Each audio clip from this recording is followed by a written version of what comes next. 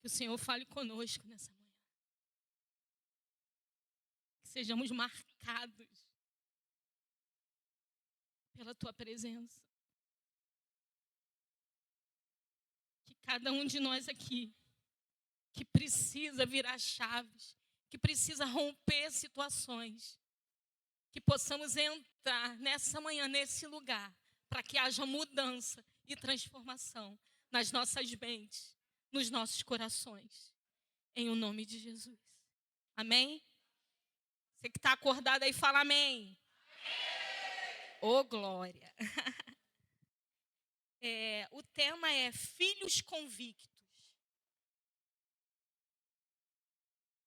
A gente está no mês, né, falando sobre a paternidade, né, de filhos de Deus.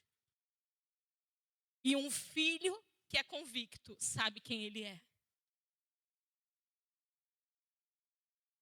Porque ele já fez tudo por nós. A questão é que muitas vezes nós não entramos no lugar de filiação. Romanos 12:2 diz: não vivam conforme os padrões deste mundo, mas deixem que Deus os transforme pela renovação da mente, para que possam experimentar qual a boa, agradável e perfeita vontade de Deus. E quando eu estava estudando, eu comecei a pensar, né? Eu falei, quantas vezes a gente não experimenta a boa, nem a agradável, nem a perfeita vontade de Deus? Porque a gente quer a nossa vontade que seja feita.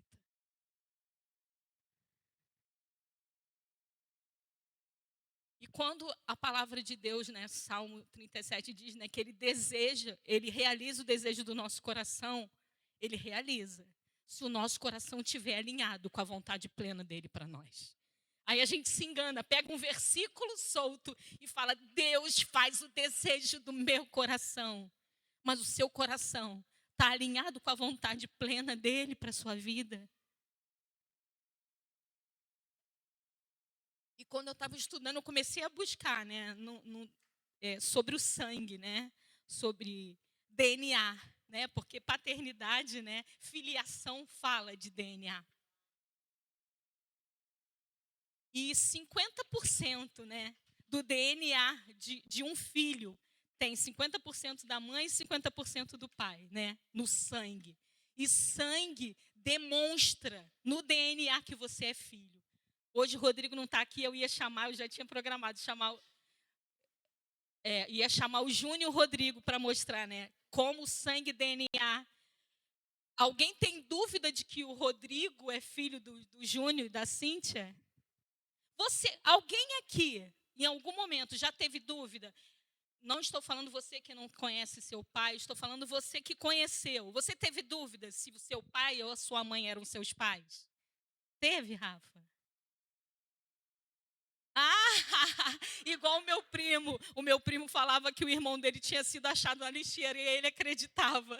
Acreditou muito tempo nisso. Mas ele é a cópia do pai dele. Mas um filho que tem a certeza de quem é o pai, ele não tem dúvida na hora que a coisa aperta. E nesse tempo que nós estamos vivendo e vamos viver, nós precisamos ser convictos de quem é o nosso pai. Do que ele já fez por nós. A questão é que a gente espera que ele vai fazer algo. Não, ele já fez. Ele não vai fazer, ele já fez. Nós é que precisamos entrar nesse lugar do que já foi feito. E aí eu te faço uma pergunta nessa manhã. Qual é a sua identidade? Quando as pessoas olham para você, o que elas falam sobre você? Pensa aí. Quando as pessoas olham para você, o que elas enxergam, o que elas veem através de você? Porque muitas vezes a gente fala assim, aí eu espero que ela veja que eu sou bonita, que eu sou inteligente, que eu tenho o melhor trabalho, o que ela precisa ver em você e em mim é a presença de Deus. É a expressão do amor de Deus. É isso que elas precisam ver em nós. Mas muitas vezes a gente acha que essas coisas precisam estar mais aparentes.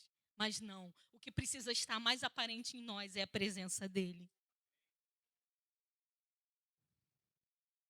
E aí eu queria falar sobre alguns irmãos nossos da fé, da palavra, que tiveram as suas identidades marcadas por Deus. Daniel foi um jovem que foi preparado, gente, instruído. Porque muitas vezes também, né, o evangelho, as pessoas falam assim, não quero não, porque o evangelho não estuda, o evangelho não se prepara, né, o evangélico acha que não precisa. Não, a gente precisa estudar sim, a gente precisa se preparar sim, a gente precisa ter conhecimento sim, mas conhecimento não é tudo. O que a gente precisa ter é o conhecimento, mas a gente precisa ter o poder de Deus sobre a nossa vida. E na história de Daniel, o que eu acho lindo aqui é que Daniel foi instruído, tinha conhecimento, foi chamado para estar no palácio com o rei, com tudo que lhe estava sendo proposto. As iguarias do rei, sentar à mesa do rei, posição, né? Aparecer. E ele decide não se render. Ele decide que ele tinha um Deus, ele tinha um pai, ele realmente tinha identidade de filho de Deus. Que ele, não, eu não me rendo. E aí ele tinha uma atitude, mas para que ele não se rendesse, ele tinha uma atitude de estar orando 3 vezes ao dia.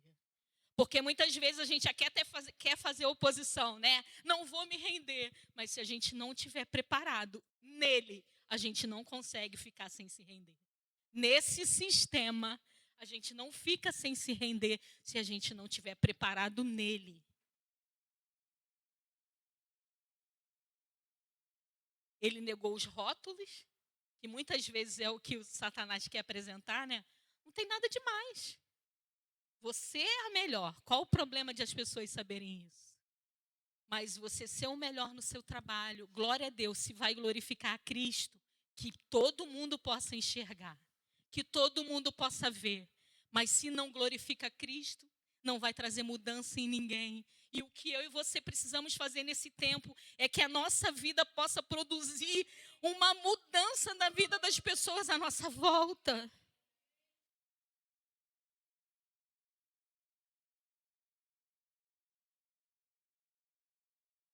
E aí Daniel, diante daquele posicionamento que ele toma, ele não aceita comer. Olha como é incrível, é incrível demais. Ele não aceita comer daquelas comidas, né, que para eles eram maravilhosas, e faz um propósito, né? Bom, então me deixa aqui, não vou comer, e vamos ver como eu vou estar, eu e os meus amigos. E aí, depois de um tempo, né, como vocês já conhecem a história, ele volta. E Daniel e seus amigos estão mais vistosos, mais bonitos, mais prontos e preparados do que os demais. Por quê? Porque ele se alimentou do que era correto. Ele se alimentou do que era bom, sim, né? Mas o principal é que ele se alimentou de Deus. Então, o que cada um precisa enxergar em nós é que nós nos alimentamos de Deus. Nós buscamos estar cada dia diante da presença dele. E diante do momento que ele ia na oração 3 vezes ao dia, o caráter dele era sendo moldado. O caráter dele era sendo moldado. Como filho, para um propósito. Porque um filho convicto sabe o propósito que tem. E muitas vezes a gente vê o propósito do irmão lá e fala, então esse é o meu propósito também. O propósito do Saulo pode não ser o meu propósito. Eu preciso encontrar o meu propósito. E um propósito de todos nós aqui, para que ninguém fuja, é anunciar o evangelho. É pregar, é declarar quem ele é e o que ele já fez.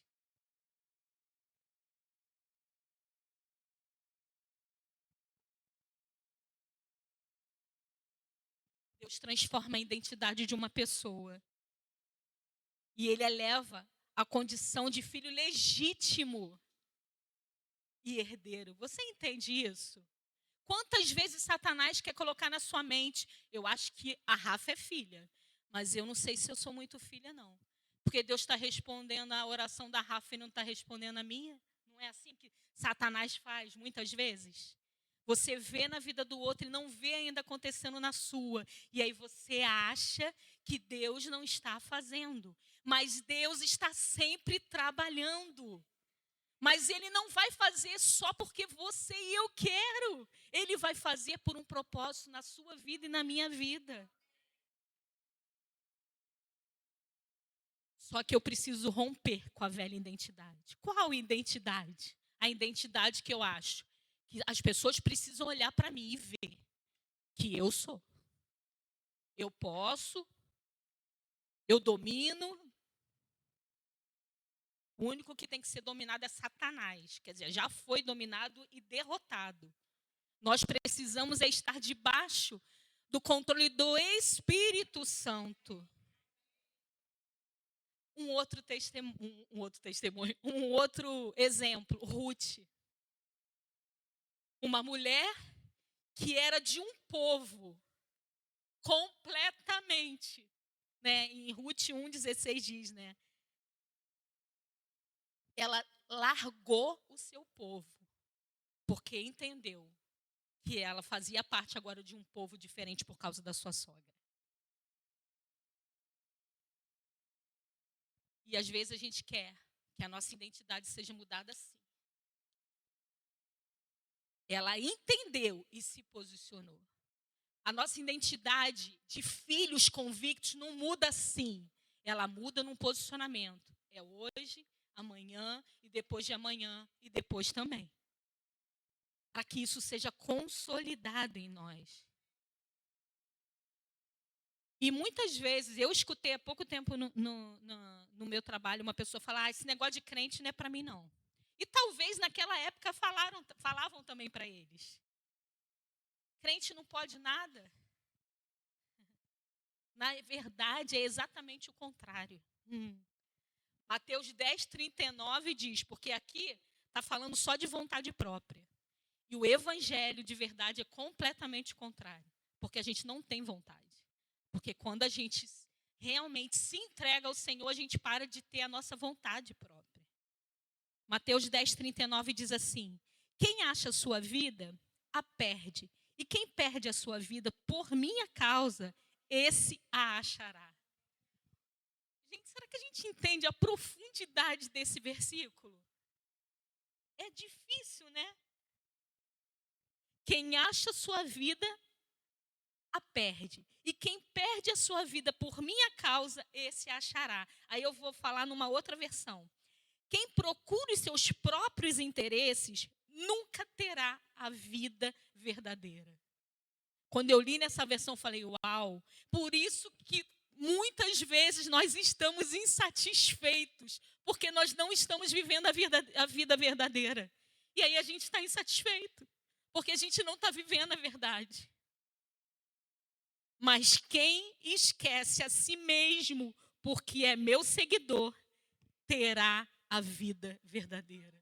Eu falei, Senhor, esse é o segredo. É eu abrir mão da minha vida para ser de fato uma filha convicta que eu vou ter a vida verdadeira, porque eu estou em Ti.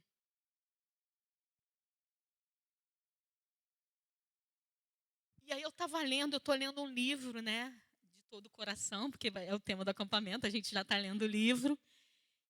E em algum momento eu li, né, que eles contam, né, testemunhos, e eu estou lendo um outro livro junto. Agora eu já não lembro se é desse ou do outro. Que eu leio 2 livros ao mesmo tempo. E aí ele fala num momento no livro que todos os homens e mulheres que impactaram o seu tempo renunciaram à sua própria vida para viver a vida de Cristo. Você quer impactar o seu tempo? Você quer impactar o seu tempo? Você quer impactar onde você trabalha, aonde você estuda? Então você precisa viver a vida de Cristo e não a sua. Eu preciso viver a vida de Cristo e não a minha. Eu falei, meu Deus, homens e mulheres que impactaram aonde estavam, eles renunciaram a sua vida para viver de Cristo. Eu falei, Senhor, a gente dá tão pouco e acha que está dando muito, né? eu tava estudando, falei, meu Deus, a gente acha que está dando o máximo, que está fazendo muito. Eu falei, misericórdia, como a gente está dando pouco. Um outro que me marca sempre, Saulo, teve sua identidade revelada no caminho de Damasco. Saulo, por que me persegues? Olha isso. E ele era um cara que tinha estudado, que tinha se preparado e tinha convicção ali de que ele tinha que ir contra os cristãos. Sim, totalmente. Será que a gente também não tem convicções que às vezes a gente acha que está certo e a gente precisa abrir mão nessa manhã? Porque muitas vezes as convicções que nós temos não foram Deus que colocou em nós. Atos 9, de 3 a 5, diz assim: E seguindo ele viagem, aconteceu que, chegando perto de Damasco, subitamente o cercou um resplendor de luz do céu. E, caindo em terra, ouviu uma voz que lhe dizia: Saulo, Saulo, por que me persegues? E ele disse: Quem és tu, Senhor? E disse o Senhor: Eu sou Jesus, a quem tu persegues. Duro é para ti recalcitrar contra os agrilhões. Naquele momento, naquele exato momento, a identidade de Saulo foi transformada. E a identidade de filho de Deus, porque depois daquela experiência, depois daquele encontro que ele teve ali com Jesus, a vida dele foi mudada. E quantas vezes, quem aqui já teve experiência de estar na presença de Deus e você sair dali completamente diferente de como você entrou? Amém? Porque o nosso Deus é um Deus vivo e real. Ele fez, faz e vai continuar fazendo isso nas nossas vidas. Só que muitas vezes a gente quer estar no encontro dele para que ele realize os desejos do nosso coração. Mas o que nós precisamos fazer é estar no encontro com ele para que ele faça a vontade dele em nós.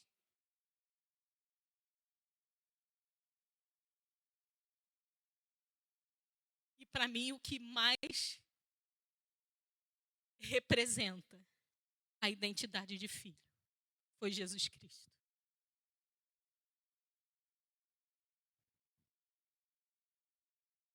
E Jesus Cristo teve a sua identidade firmada, né?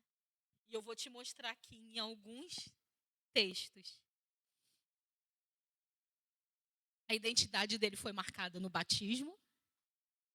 Esse é o meu filho amado, em quem me comprazo. Né? Isso está em Mateus 3,17. Quando ele foi batizado, você que conhece, né, esse texto, ele ouviu: esse é o meu filho amado em quem me comprazo. Quem aqui gostaria de ouvir? Eu sou uma que gostaria de ouvir. Eu sou sua filha amada, em quem o Senhor tem prazer. Não é? Ah, foi só para Jesus. Não, querido, é para todos nós. Basta eu e você entrarmos nesse lugar de filhos de Deus convictos e de que queremos expressar quem Ele é de verdade. Na transfiguração, esse é meu filho amado e a Ele ouvi. No primeiro, Ele diz que tem prazer nele. Na transfiguração, Ele diz: a Ele ouvi. Será que Deus vai poder falar assim? Pode ouvir a Betânia, que o que ela está falando vem da minha parte. É isso que nós precisamos ser. Pessoas que, quando as pessoas chegarem perto de nós, tenham palavras na nossa boca que saia da parte de Deus.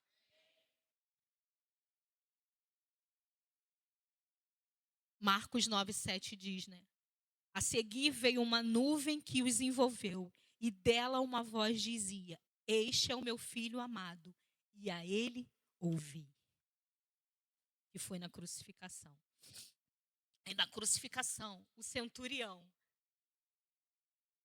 para a gente entender, Deus vai e fala que tem prazer nele. Na segunda, na transfiguração, ele fala a ele ouvir. E na crucificação, fica evidente que ele é filho. Não precisou falar mais, ficou evidente. Ele verdadeiramente é o Filho de Deus. Por quê? Porque quando Jesus morreu, toda aquela situação que todos viram o que estava acontecendo ali, ficou evidente. Ele é Filho de Deus. E quando na nossa vida fica evidente que nós somos filhos de Deus, aí é quando tudo está bem. Quando a conta no banco está 5 milhões. Tá. E glória a Deus se tiver, amém? Glória a Deus. Mas se você tiver 5 milhões, você vai partilhar com quem não tem? E se também não tiver 0,000, você precisa continuar crendo que Ele é o teu Pai, que Ele vai te suprir e supre. Porque Ele não é um Deus que mente. Ele é um Deus verdadeiro que cumpre a sua palavra. E a palavra de Deus diz que Ele não deixa mendigar o pão aquele que é dele. E não deixa mesmo. E é essa convicção que eu e você precisamos ter, de que Ele é o nosso Pai. E de que nós, como filhos, precisamos expressar isso.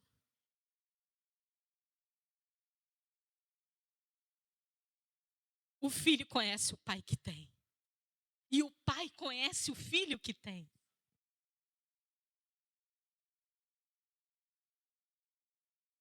Você conhece os atributos de Deus? Você sabe quem é o teu Deus? Nós precisamos saber. E nós só vamos saber se nós estivermos lendo a palavra, que é a maior forma dele falar conosco. Quem sabe que é filho, persevera na palavra e na oração. Ainda que você não esteja vendo, gente. Tem coisas que eu estou orando há alguns anos. E tudo bem, assim como a Carol deu testemunho, que a irmã que ficou 20 anos lá, traduzindo os livros da Bíblia, e ela não viu que foi impresso vários livros, mas ela viveu para o propósito. E tudo bem se algumas das orações que eu faço, se eu não vier a ter a resposta, mas eu continuo crendo que Ele pode fazer. E você também precisa ter essa convicção de que Ele pode mover. Sabe, se na tua família ainda as pessoas não converteram, você não pode achar, tá vendo? Não tem jeito mesmo. Não, tem jeito, porque há uma promessa que eu e a minha casa serviremos ao Senhor. E a gente começa a declarar todos os dias, eu e a minha casa serviremos ao Senhor. Aí daqui a 2 dias você vê a situação pior do que estava. Você fala, não é possível. É possível. Eu e a minha casa serviremos ao Senhor. Decretos, decretos, decretos de vida.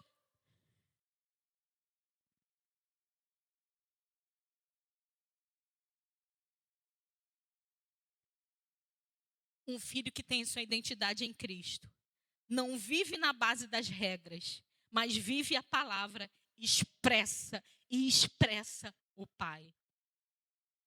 Sabe no DNA que às vezes você fala assim, gente, o meu pai fala muito isso, que eu nem convivi com a minha avó, a mãe dele, ela morreu, eu tinha 6 meses, mas ele fala que eu sou a cópia dela. DNA, né? Gênio, né, pai? Gênio e jeito, gosto, várias coisas. Ele fala, nossa, como você se parece com a minha mãe. Eu é, pai? Ele é. Muito. E é isso, DNA. Então, o que eu e você precisamos é que as pessoas olhem para nós e falem, nossa, como ela expressa Jesus. Como eu posso ver o amor de Deus na vida dela. Como eu posso ver a misericórdia na vida dessa pessoa. Como eu posso ver, sabe, a paciência na vida dessa pessoa. E muitas vezes a gente não tem paciência. A gente não tem longanimidade. A gente não tem bondade. Porque muitas vezes a gente acha que a gente é bonzinho.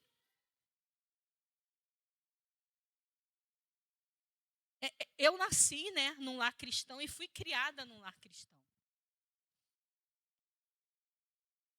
E pela misericórdia de Deus, eu nunca tinha me desviado para o mundo, mas não significa que eu estava vivendo, né, o que Deus tinha para que eu vivesse. Mas uma coisa eu posso ter certeza. As marcas que Cristo faz em nós são maiores do que o que o mundo pode fazer. E não tem desculpa para nenhum de nós aqui. Nem, acho que provavelmente o mais velho é o meu pai ou a irmã Silvia, não sei. Irmã Silvia? Não tem desculpa nem para a irmã Silvia, nem para o meu pai, nem para o mais novinho aqui. Nem para o Pedrinho, nem para a Luísa. Não tem.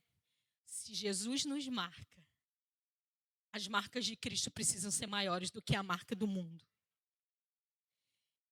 E quando eu estava falando aqui de DNA e sangue, gente, Jesus verteu o sangue dele na cruz por nós. Foi feito ali.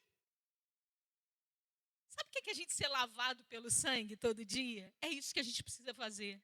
Senhor, a minha mente hoje não está muito na palavra, não. Me lava com o teu sangue. Me lava com o teu sangue. Porque o DNA está ligado ao sangue. E se a gente tem o sangue dele em nós, a nossa vida é transformada.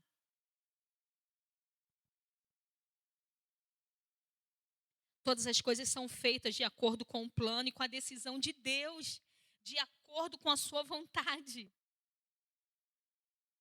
E com aquilo que ele já havia resolvido. Efésios 1:11 diz assim: em Cristo fomos também feitos herança, predestinados segundo o propósito daquele que faz todas as coisas, conforme o conselho da sua vontade. Você entende isso? É a vontade dele e não a nossa. E eu não sei você. Eu, desde criança, sempre tive uma vontade muito forte. Né, mãe? Vontade muito forte. De minha mãe me botar no castigo e eu dormir no castigo, porque eu falava, não vou sair. De ter uma vontade forte.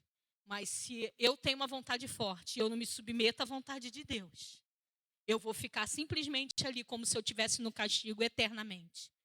Porque eu não me submeto a Deus. E eu achava que era boazinha. E quando eu comecei a enxergar meu coração, eu falei, meu Deus, como eu preciso mudar. Como eu preciso mudar. Porque a gente tem convicções. Só que as nossas convicções não mudam a gente. O que muda a gente é estar na presença de Deus. É permanecer na presença de Deus. É se humilhar na presença de Deus.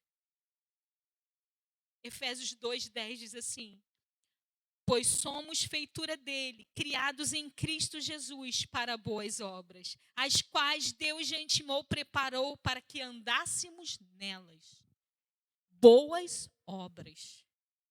Sabe, não adianta eu achar, eu fiz uma coisa tão bonitinha hoje. Isso produziu o que em você? Em mim. A verdade é que o evangelho, às vezes a gente faz as coisas, acha que está fazendo alguma coisa boa. A gente tem que fazer isso. Não é porque a gente está sendo bom.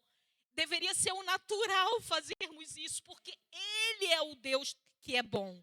E se Ele é bom, Ele sempre vai fazer coisas boas. E se você está nele, deveria ser natural, eu e você, fazermos coisas boas. E não achar que, fiz coisa boa.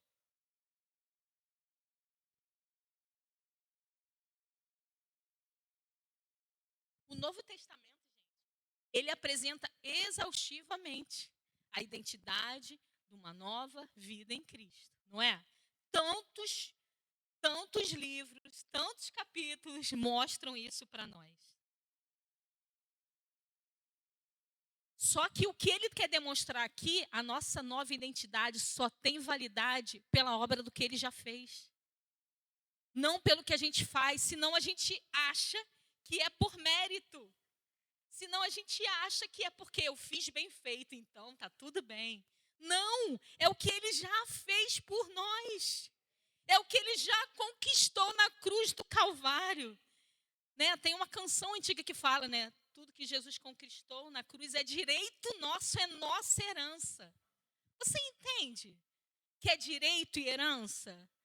Mas herança só depois que meu pai partir. O seu pai já foi. Você já tem a herança hoje. Você não tem que esperar a herança um dia. Ele já entregou a herança. Ele já entregou Cristo.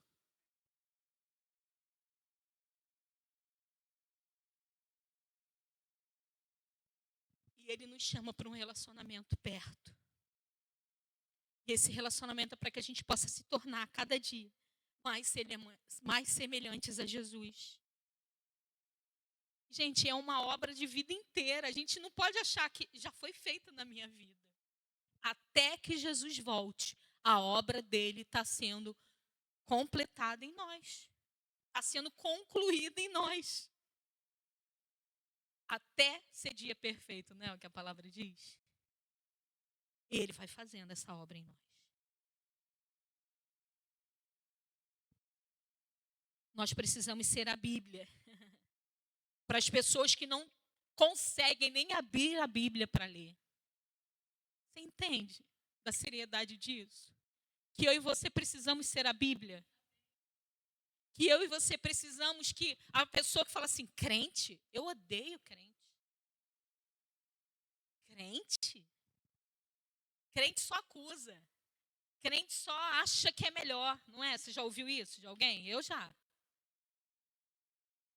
E tudo bem, aí você não vai ter que ficar debatendo com a pessoa. Sabe por quê? Porque se você fica debatendo com a pessoa vai falar, é exatamente isso que crente é. Eu preciso ser a Bíblia, que alguém não consegue abrir para ler.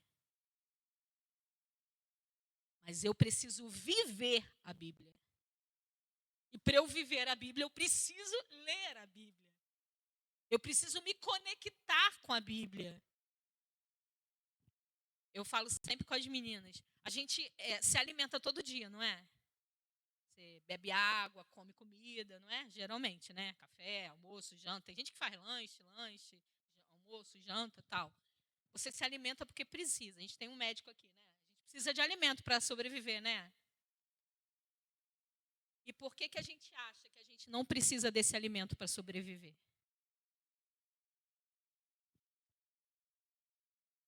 Não é para sobreviver, é para viver.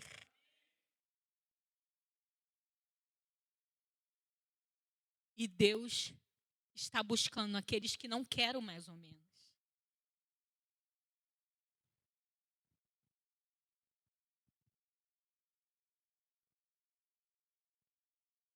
E muitas pessoas pensam assim, mas eu não consigo me sentir filho.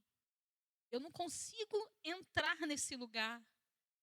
Mas é possível, se você entrar na presença de Deus, você se tornar filho. Porque, na verdade, você já é filho, você só não entrou nesse lugar ainda de filho. Porque Ele já fez. Ainda que você não se veja assim, ainda que eu não me veja assim, a Bíblia diz ao nosso respeito. Devemos viver na luz da palavra, da revelação do que a palavra diz, que Ele já nos adotou como filhos. E eu sei que alguns, talvez, não sei porque eu vou falar isso agora, talvez você tenha até, entre aspas, uma desculpa. Eu não conheci meu pai, não sei bem o que é isso de relacionamento de pai e filho. Mas você tem um Deus que pode entrar nesse lugar de pai e mudar todo o teu interior. Porque, gente, o nosso passado não pode profetizar o nosso futuro. Todos nós aqui temos histórias, não é verdade? Marcas, todos nós. Se cada um começar a contar aqui, a gente começa a chorar, porque a gente, começa a se identificar com as histórias. Mas nada é maior do que Ele fez na cruz do Calvário por nós. Ele pagou um preço altíssimo, gente. De sangue, de vida, de entrega. Mas ao mesmo tempo que Ele foi, que Ele morreu, Ele ressuscitou com todo o poder, com toda a autoridade. E estabeleceu que nós, como filhos, recebêssemos essa autoridade aqui na terra. E nós estamos vivendo aqui na terra como se não tivéssemos essa autoridade. 1 João 3,24 diz: e aquele que guarda os seus mandamentos permanece em Deus, e Deus nele. E nisto conhecemos que Ele permanece em nós pelo Espírito que nos deu. Ele já nos deu o Espírito Santo. Ele já nos entregou. Então, eu tenho a palavra e eu posso viver essa palavra. E aí eu queria só falar dos direitos de filhos de Deus. Um direito que a gente tem como filho de Deus é amor incondicional. Sabe um amor que, né, pai e mãe têm, mas é falho, na verdade. Né? Eu não sou mãe, mas eu amo os meus sobrinhos, que eu daria a vida por eles. Mas eu não sou mãe. Eu tenho certeza que o amor de pai e de mãe ainda é maior. Eu não tive essa experiência, então, né, não vou dizer que eu sei o que é, mas acho que um pouquinho. O amor incondicional é um amor que não importa se você está certo, se está errado, se você fez, se você não fez, ele te amou. Aí eu vou para a história da mulher samaritana.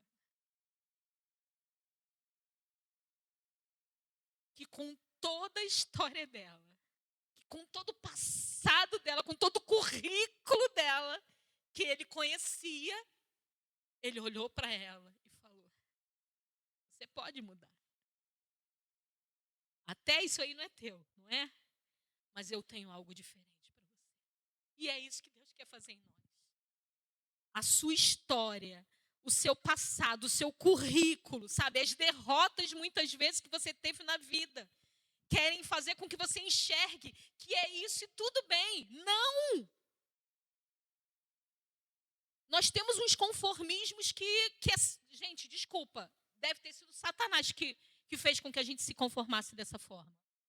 Porque não é isso que Deus tem para nós. E vida abundância não significa que em algum momento você não vai estar apertado de grana, que você não vai estar doente, que você não vai estar enfermo. Não é isso que eu estou falando. Eu estou falando de uma vida verdadeira, que mesmo estando doente, você glorifica Ele. Mesmo estando com um bolso não cheio, você glorifica Ele. É isso que eu e você precisamos ter convicção. João 17, 23 diz: eu neles e tu em mim, a fim de que sejam aperfeiçoados na unidade, para que o mundo conheça que tu me enviaste e os amaste como também amaste a mim. Você entende que com o mesmo amor que ele amou Jesus, ele nos ama? Se você não entendia ainda, Espírito Santo, eu te peço que nessa manhã, esse entendimento do teu amor para cada um aqui nesse lugar venha de forma sobrenatural. Sobre a mente, sobre o coração.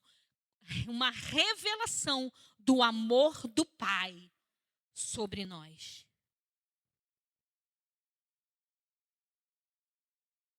O segundo, nós temos um livre acesso a Ele.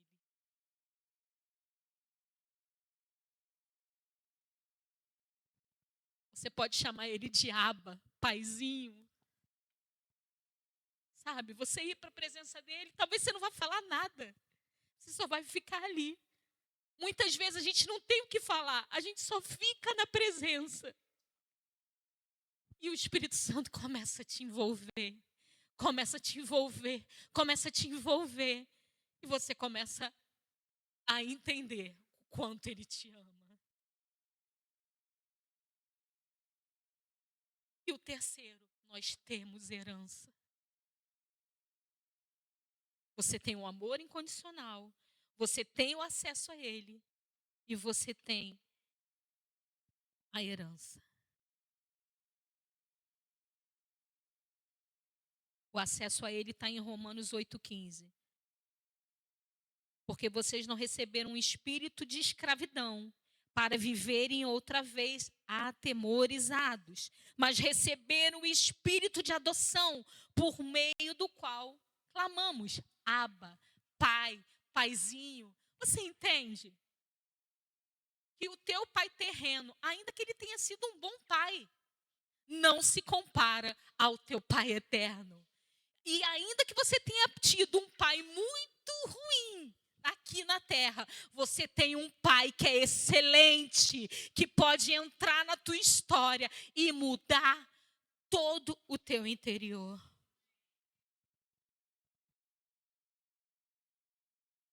E como herança ele diz que nós, como filhos e herdeiro e cordeiro com Cristo.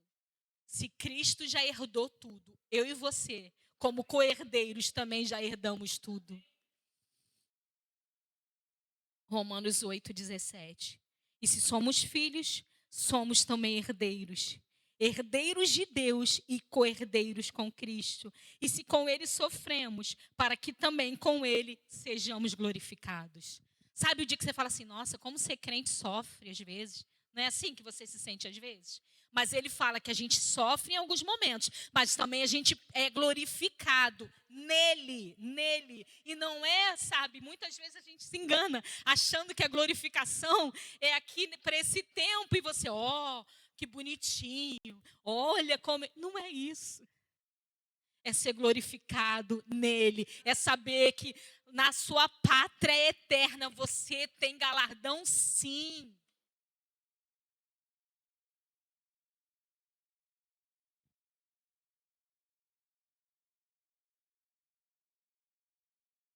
E responsabilidades como filho. Se eu sei quem eu sou em Deus, transforma a minha forma de viver. Se você sabe quem é Deus e o que Ele já fez em você, a sua maneira de viver muda. Se não mudou ainda, precisa mudar. Nós representamos o Cristo. Nós precisamos refletir o caráter dele.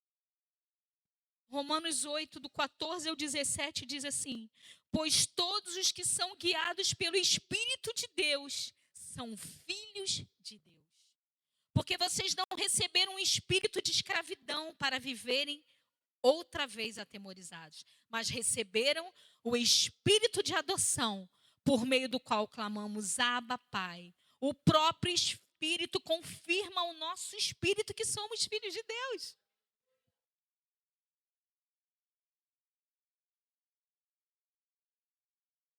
Então você reflete, né, como responsabilidade de filhos de Deus, você reflete o Cristo e você precisa ter santidade.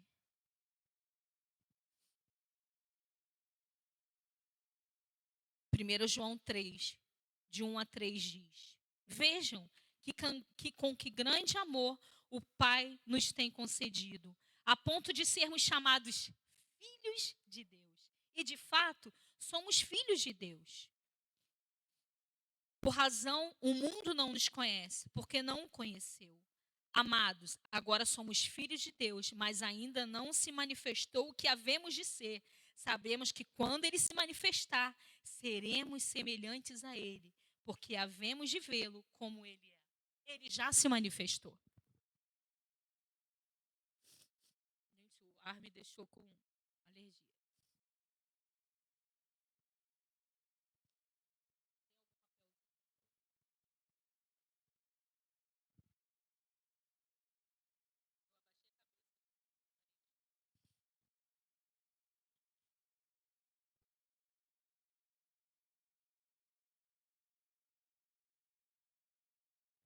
E tudo que tem,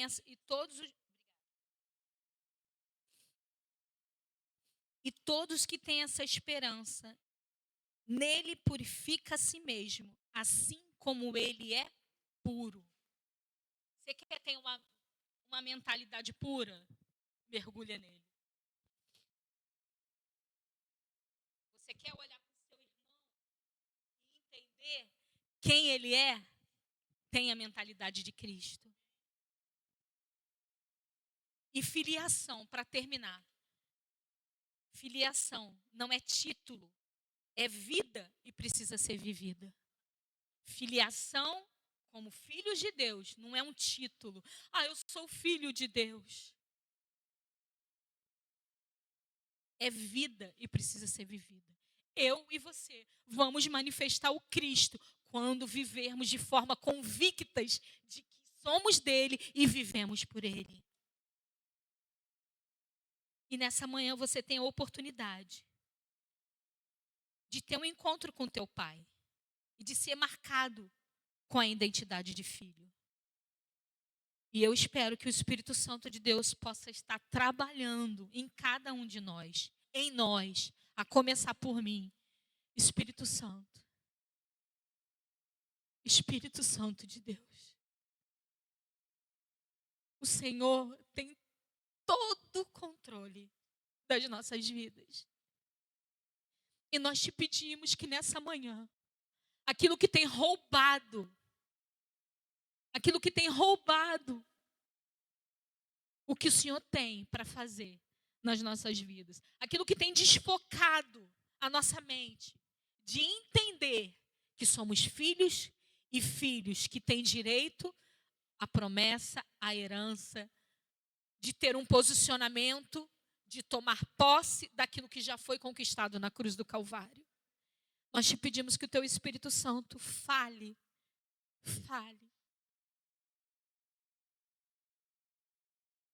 Não importa o quanto o teu pai natural não foi presente. O teu pai celeste está em todo o tempo aqui para entrar nos lugares aonde você não consegue, para trazer a mudança na sua mente e no seu interior. Oh, Espírito Santo, nós te pedimos que seja uma manhã que seja trocado na nossa mente as convicções erradas, os pensamentos que não são os teus pensamentos, porque são os teus pensamentos que nos definem, não as vozes que muitas vezes vêm aos nossos ouvidos, dizendo é isso, é aquilo e aquilo outro, você não pode, você não consegue, você paralisa sempre. Em nome de Jesus, nós declaramos que todo espírito limitador nessa manhã, todo espírito limitador nessa manhã caia por terra. Que maior é o poder de Deus. Aquilo que o Senhor já conquistou na cruz do Calvário é direito nosso, é nossa herança como filhos de Deus, de tomarmos posse, de abrirmos a nossa boca, de ligarmos na terra aquilo que já foi feito nos céus e declararmos sobre vida, não uma vida mais ou menos, não uma vida de a cada dia se lamentar, de viver uma vida com propósito, e nós declaramos como filhos convictos que entramos nessa manhã no lugar da centralização da tua vontade para a vida de cada um de nós, em o nome de Jesus, Toma posse daquilo que Jesus já fez por você. Entre nesse lugar. Não abra mão como filho. Tudo que Satanás quer é que você abra mão de ser filho. Mas você é filho. Entre nesse lugar como filho. Em o nome de Jesus. Pare meus pulmões.